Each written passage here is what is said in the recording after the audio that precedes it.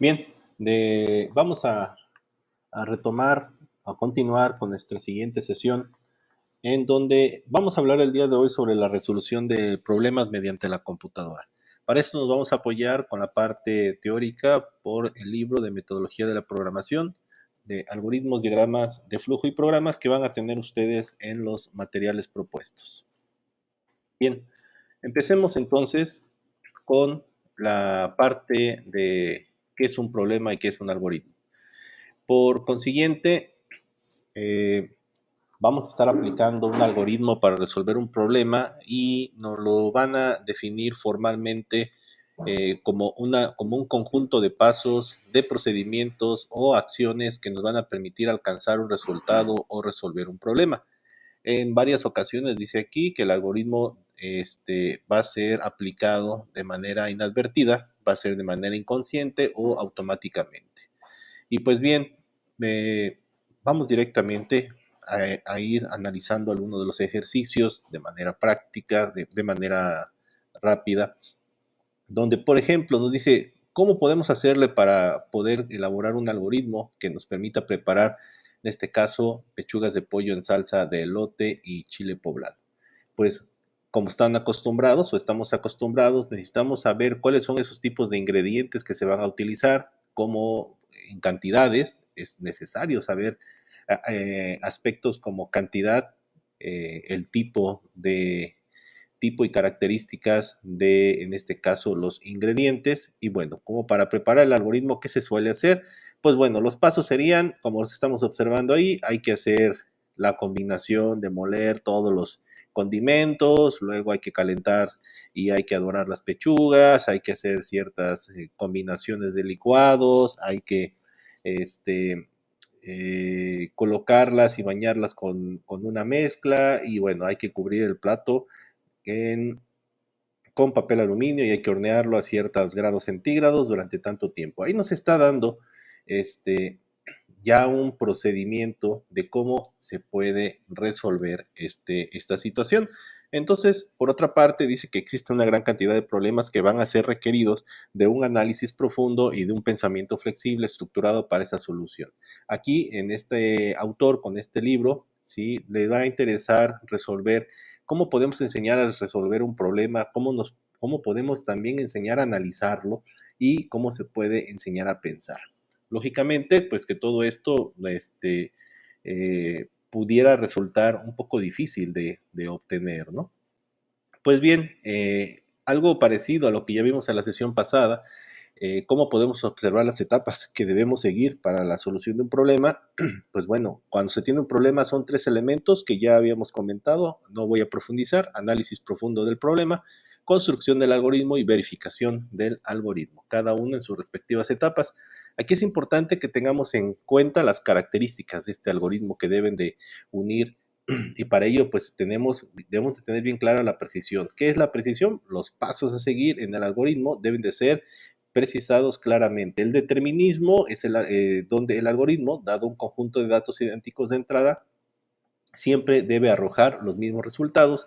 Y finitud, que el algoritmo, independientemente de la complejidad que éste tenga, siempre debe ser de longitud finita. Por lo tanto, dice que se debe de constar de tres secciones o módulos principales, donde vamos a ver el primer módulo, que es la que representa la operación o la opción que permite el ingreso de los datos; el segundo, que representa la operación del conjunto de operaciones secuenciales, y cuyo objetivo lo vamos a estar viendo aquí también en el tercer módulo, que va a representar una operación o conjunto de operaciones que permite comunicar al exterior el o los resultados alcanzados. Por lo tanto, siempre que vayamos a resolver un algoritmo, son tres elementos los que vamos a tomar en cuenta: la parte de los datos de entrada, la parte del procesamiento de los datos, que es la transformación, la parte principal, digamos que el núcleo, y la forma de cómo vamos a resolver los problemas. Para esto podemos apoyarnos de diferentes técnicas, y aquí podemos platicar que, bueno, existen diagramas de flujo, diagramas de NS, de pseudocódigos, de programación modular, de programación estructurada. Podemos manejar un diseño descendente, recursos abstractos, etcétera. Pues bueno, si trabajamos sobre los diagramas de flujo, vamos a darnos cuenta que existen ciertas reglas de construcción de estos diagramas de flujo, los cuales, pues bueno, la simbología no es una simbología fija. Puede haber ciertos cambios ya cuando lo estamos programando o lo estamos pasando a un dispositivo de cómputo. Puede haber ciertos cambios, no muy amplios, pero que pudiesen modificar un poco la parte de la esencia, se va a mantener, ¿no? Entonces vamos a tener en un programa que damos que es finito, por lo tanto siempre tiene que tener un inicio y tendremos un final. Vamos a tener entradas de datos, vamos a tener procesos, vamos a tener selección, vamos a tener alternativas, vamos a tener impresiones, vamos a tener secuencia, vamos a tener formas de representar una continuidad y, bueno, ejemplos muy simples como siempre tener un inicio y un final, que es el mismo símbolo, la lectura de los datos, el procesamiento de los mismos y la impresión de resultados. Básicamente todos ustedes ya saben que esta es la forma de cómo se debe construir un diagrama de flujo. Y pues bien, ¿qué es lo que sí se puede hacer y cuáles son esas reglas que debemos de seguir? Rápidamente vamos a mencionarlas, que toda clase de diagrama de flujo debe tener un inicio y un fin. Las líneas utilizadas para indicar la dirección del diagrama deben ser siempre en rectas, verticales y horizontales. No se pueden manejar líneas sesgadas. Es muy importante que tengamos presente eso. A veces por ahorrar tiempo queremos hacer otro tipo de señalaciones. Tampoco podemos estar cruzando. Para eso existirán ciertos conectores. Y bueno, todas las líneas utilizadas para indicar la dirección del flujo del diagrama deben de estar conectadas. Y esta puede ser a través de un símbolo que nos puede expresar la lectura, el proceso, la decisión, la impresión, la conexión o fin del diagrama. Y bueno, dentro de los diagramas de flujo, este debe ser construido de arriba hacia abajo, es una metodología top-down, y de izquierda a derecha, que es right to left. Tenemos aquí la notación utilizada en el diagrama de flujo, debe ser independiente del lenguaje de programación, es decir, que nosotros la solución que estemos haciendo puede o debe de ser compatible para que en su momento que hagamos esa transformación de este lenguaje o esta forma o esquema de representación pueda ser trasladado a algún lenguaje muy en específico. También es conveniente cuando realizamos una tarea compleja para poner comentarios que expresen o ayuden a entender lo que hicimos. Esto de diagramas de flujo muchas veces lo dejamos a la par, pero ya cuando estamos en el campo profesional nos dicen, ok, ¿cuál es tu diagrama de flujo? ¿Cómo va a ser la secuencia de trabajo? ¿Cómo vas a realizar y resolver el problema? Es cuando regresamos a las bases para tener una programación y una idea de lo que vamos a construir y no estar agregando o improvisando conforme la marcha. Y también tenemos que si el diagrama de flujo requiere más de una hoja para su construcción, podemos utilizar ciertos conectores y pues dice que se puede llegar más de una línea, no se puede llegar más de una línea a un símbolo. Y aquí tenemos ejemplos válidos y ejemplos no válidos. Esto no está permitido, esto sí está permitido. ¿Sí? Este tipo de acciones no se permiten, ¿ok? Pero este tipo de acciones sí están permitidas. Bien, entonces hay conceptos fundamentales que vamos a ir mencionando y yo creo que solamente serán tocados de manera así muy general, como poder decir que debemos de conocer los tipos de datos, debemos estar familiarizados con los conceptos de identificador, de una constante, una variable, y pues bueno, también poder entender y analizar las operaciones aritméticas y las expresiones lógicas que se suelen ser muy utilizadas. Dentro de los tipos de datos, los datos a procesar por una computadora se van a poder clasificar en simples y estructurados. Dentro de los datos estructurados se van a caracterizar por el hecho de que con un nombre, o sea, ya sea con una variable estructurada, se puede hacer referencia a un grupo de casillas de memoria. Eso quiere decir que un dato estructurado tiene varios componentes. Cada uno de los componentes puede ser a su vez un dato simple o un dato estructurado. Y pues tenemos aquí un ejemplo, que un dato simple y un dato estructurado, un identificador común y un identificador que contenga varios tipos de datos estructurados, como más adelante iremos dando cuenta que para ellos se encuentran los vectores, los arreglos, etcétera, que son capaces de almacenar más de que con un identificador sean capaces de almacenar más datos. Y bueno, ya sabemos las diferenciaciones que existen entre los datos numéricos, los datos alfanuméricos.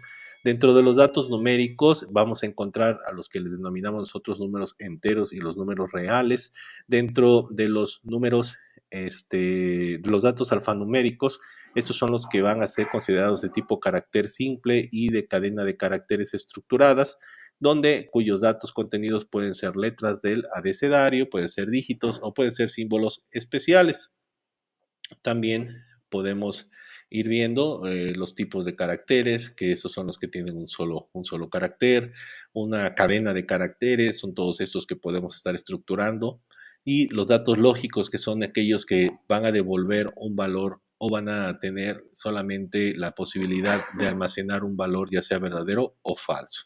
Dentro de los identificadores constantes y variables, pues vamos a ir viendo rápidamente que un identificador se le va a llamar al nombre que se le va a dar a las casillas de memoria. Un identificador se va a formar de acuerdo a ciertas reglas, y una constante, pues son datos que no van a cambiar durante la ejecución de un programa.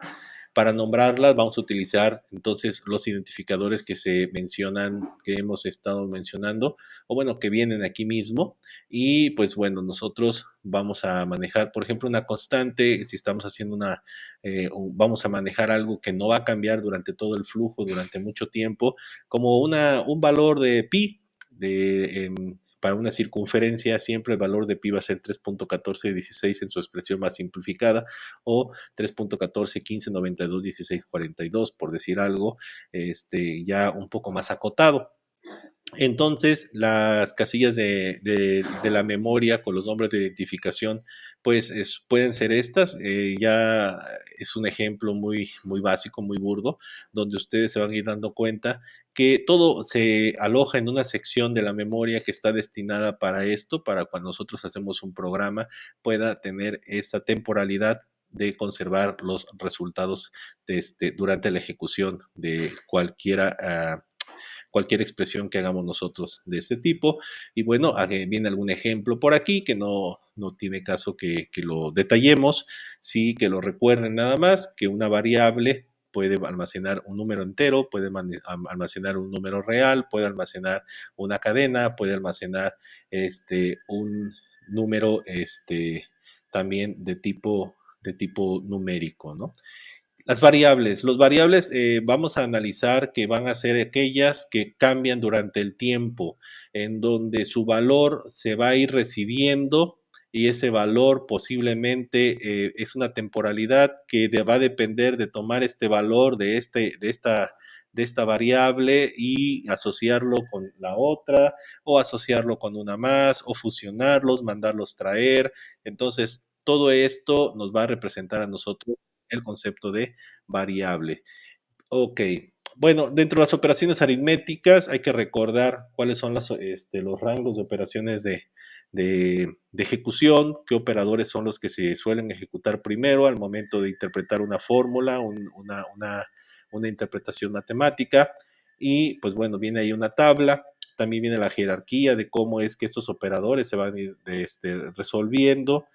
Y bueno, vienen algunos ejemplos que sería interesante que los pudiesen ustedes revisar, para de esa forma recordar un poco cuál es el procedimiento que se va ejecutando. Todo esto lo podemos corroborar de manera, si no manual, lo podríamos hacer tal vez usando la notación de una hoja electrónica, donde pudiéramos nosotros ir haciendo esa corroboración para ir viendo el grado de prioridad que se está dando al momento de ejecutar. Cambia, ustedes ya lo saben, cambia con respecto a las reglas de la aritmética, y entonces sí es necesario tomar en cuenta este tipo de expresiones. Y bueno, dentro de las expresiones lógicas están los operadores relacionales.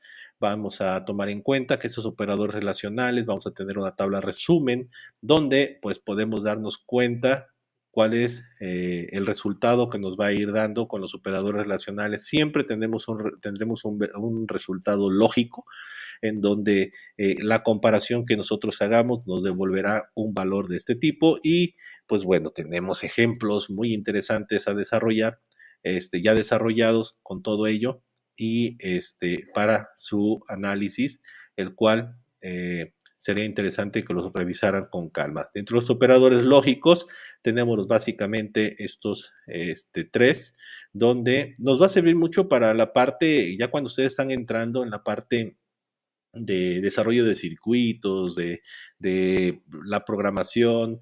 Y bueno, aquí lo que va a representar, cómo se pueden representar, pues ya va a depender del lenguaje de programación, aunque se trata de estandarizar. Y de esta forma nosotros podemos ir resolviendo teoremas, podemos ir resolviendo postulados, en donde a partir de las expresiones de los operadores que nosotros tenemos aquí representados, los podamos buscar según su sintaxis y el lenguaje donde lo vayamos a operar, el uso correcto de cada uno de ellos. Y pues bueno, aquí tenemos entonces otro ejemplo ya combinando, ya llevamos la combinación de todos los tres elementos anteriores que habíamos mencionado y por lo tanto, pues bueno, estos ejercicios les van a ayudar a ustedes a, a recordar esta parte, ¿no?